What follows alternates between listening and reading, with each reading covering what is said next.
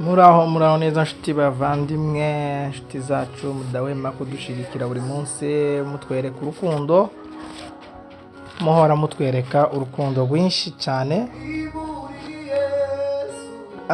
Tunakomeza kubabwira ati mukomeze mutwereka urukundo kuko ari byo byiza kugira ngo natwe turebe uko twotera kwiteza imbere. Ni byiza cyane. Twaje tudatinda uyu munsi, ntidutinda pe. Mugerageze mwitegure ko tudatinda. Twabazaniye urutonde rw'abahanzi. Iyo tuvuze abahanzi tuba tuvuze baririmba indirimbo za gospel, cyangwa se abahanzi ni abantu baririmba indirimbo zabo ndetse bikarushaho n'abandi bantu bakaziririmba mu makanisa atandukanye. Ubwo rero twabazaniye bano bahanzi, mugerageze mudukosore muri comment, mutubwire ati uyu yari akagombye kuja aha, uyu yari akagombye kuja aha. Kubw'ineza yanyu n'urukundo rwanyu mugerageze mubidukorere. Rero ntidutinda, twabazaniye urutonde abantu 8 bari muri kino gisagara cya Bujumbura b'abahimbyi bahimba indirimbo zihimbaza Imana.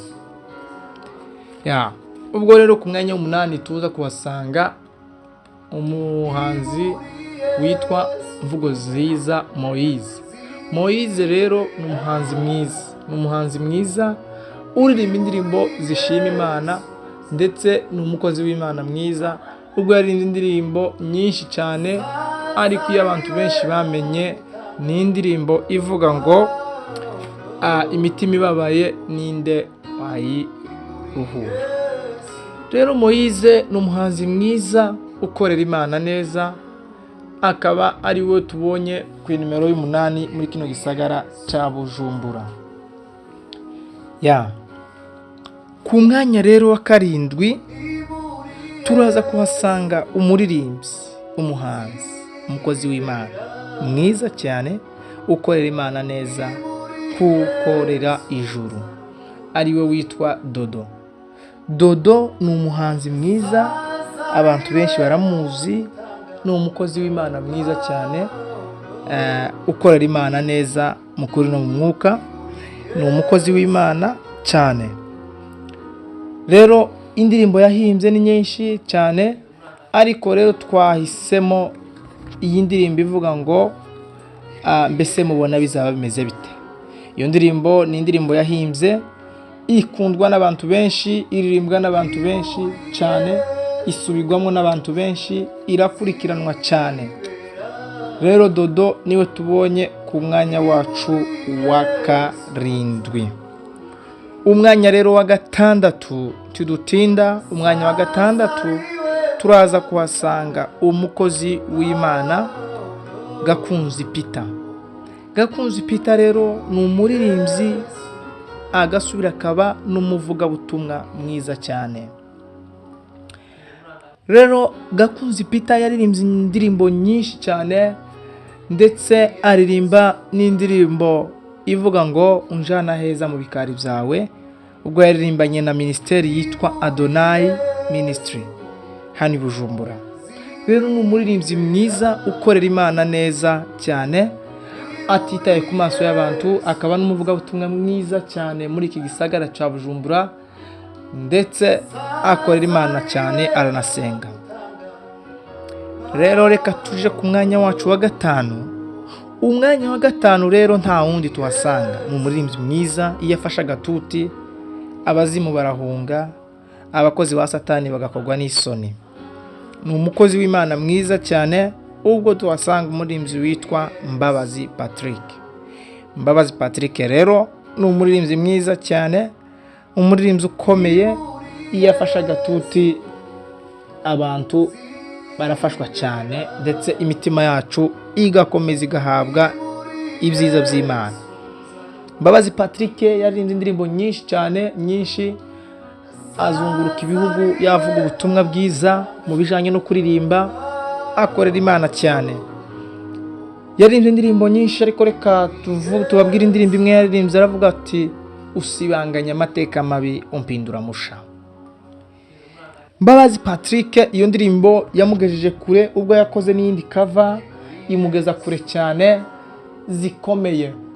Izo za cover zibateza imbere, ariko cyane cyane indirimbo zabo nizo twaje twibandaho cyane. Indirimbo zabo bagiye bahimba, baricara barazandika, barazihimba. Rero Mbabazi yaririmbye indirimbo ivuga ngo usibanganya amateka mabi umpindura musha. Umwanya wacu wa kane rero, umwanya wa kane turahasanga umukozi w'Imana uririmba neza, akorera Imana mu kuri no mu mwuka, atajyajya, atitaye ku maso y'abantu, aririmba neza, agasenga cyane. Ni umuririmbyi w'umumama mwiza usenga cyane. Twifuriza n'abandi bamama bose gusenga cyane, gukorera Imana mu buryo bwo kuririmba. Uwo muririmbyi rero ni umuririmbyi dusanga ku mwanya wacu wa kane, ubwo bamwita Freeze. Yaririmbye indirimbo zikomeye nyinshi cyane ziteye imbere, abantu banazisubiramo benshi cyane, banaziririmba cyane. Ubwo yaririmbye indirimbo ivuga ngo ndagukunda mana, ngo mubazakuvaho njewe sindimo. Freeze yaririmbye indirimbo nyinshi cyane, umuririmbyi mwiza w'umumama, kandi Imana ikomeze imugirire neza. Rero umwanya wacu wa gatatu tidutinda, umwanya wa gatatu turasanga umukozi w'Imana, umuririmbyi muri iki gisagara cya Bujumbura, wicisha bugufi, arasenga cyane, akaririmba neza, agahimba neza. Iyo afashe mikrofone abantu bumva bamerewe neza cyane, ndetse afashe imitima y'abantu benshi cyane. Ni umuririmbyi rero witwa Bienfait Bimira. Bienfait rero ni umuririmbyi mwiza ikanisa gihakwifujije kugira. Ni umuririmbyi wicisha bugufi, agasenga cyane, agakorera Imana mu kuri no mu mwuka. Iyo ndirimbo yaririmbye indirimbo ivuga ngo urukundo, ngondora umugisha utangaje wo kumenya ko Yesu ankunda. Iyo ndirimbo rero yasubiwemo n'abantu benshi cyane, ubwo nawe azayiririmba ukumva mu yandi mavuta mashasha, ukagira ngo niho akimara kuyandika, kandi yarituye abantu bayumva. Ubwo rero Bienfait ni umuririmbyi wacu wa gatatu muri kino gisagara cya Bujumbura, uzuhimba neza. Rero umwanya wa kabiri rero, umwanya wa kabiri duhite tuja no ku mwanya wa mbere. Mwandike muri comment mutubwira ati aha nti byari bikwiriye, aha byari bikwiriye. Natwe bidutera intege, twebwe natwe turaha kugira ngo twumve ibitekerezo byanyu, kuko ari byo byiza, binadufasha, bitwubaka, bikagerageza no kudutahuza cyane. Umwanya rero wacu wa kabiri turaza kuhasanga umuririmbyi aritonze. Ni umuririmbyi mwiza ukorera Imana neza, arasenga cyane, anaririmbira Imana neza, arazenguruka mu bihugu n'ibindi, agiye kuvuga ubutumwa mu bijanye no kuririmba. Ni umuririmbyi mwiza cyane. Rero uwo muririmbyi rero nta wundi bitwa Mutware Merci. Mutware Merci rero ni umuririmbyi mwiza, ubwo yahimbye indirimbo zikomeye cyane nyinshi, indirimbo nyinshi cyane zitangaje, zifasha imitima y'abantu benshi. Yahimbye indirimbo ivuga ngo mbayeho kubwe. Iyo ndirimbo rero yarabiciye biracika.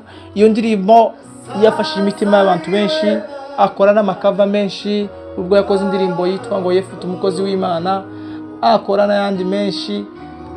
Rero Merci niwe uri ku mwanya wa kabiri muri iki gisagara cya Bujumbura mu bijanye no guhimba indirimbo.